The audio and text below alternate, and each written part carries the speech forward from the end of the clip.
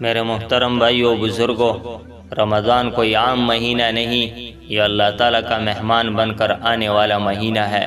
نبی کریم صلی اللہ علیہ وسلم نے فرمایا، یہ رمضان تمہارے پاس آ گیا ہے، یہ برکت والا مہینہ ہے۔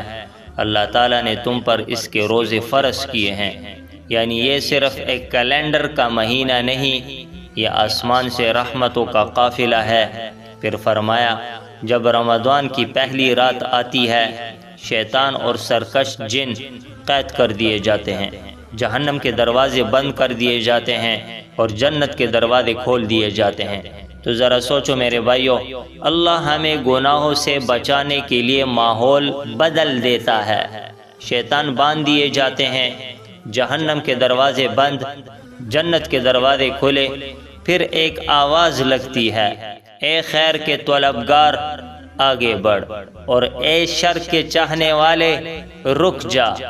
یہ اعلان ہر رات ہوتا ہے، ہر رات، اور سب سے بڑی بات، ہر رات اللہ تعالی جہنم سے لوگوں کو آزاد کرتا ہے، آزادی کا پروانہ ملتا ہے۔ پھر فرمایا، اس میں ایک رات ہے جو 1000 مہینوں سے بہتر ہے۔ جو اس سے محروم رہا وہ ساری خیر سے محروم رہا، وہ ہے لیلۃ القدر، ایک رات جس کی عبادت 83 سال سے زیادہ کے برابر ہے۔ تو ہمیں سوچنا ہے، ہم رمضان میں کیا کر رہے ہیں؟ کیا بازار جاتے ہیں، ڈرامے دیکھ رہے ہیں، غفلت میں پڑے ہیں، یا سجدے کر رہے ہیں، یا قرآن کی تلاوت، یا آنسو بہا رہے ہیں؟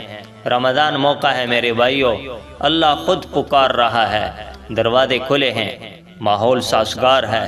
جو اس میں نہ بدلا وہ کب بدلے گا؟ رمضان کو ضائع نہ کرو، ہر رات کو آخری رات سمجھو، ہر سجدہ دل سے کرو اور ہر دعا آنسوؤں سے کرو۔ شاید اس سال اللہ ہمیں بھی جہنم سے آزادی کا پروانہ دے دے۔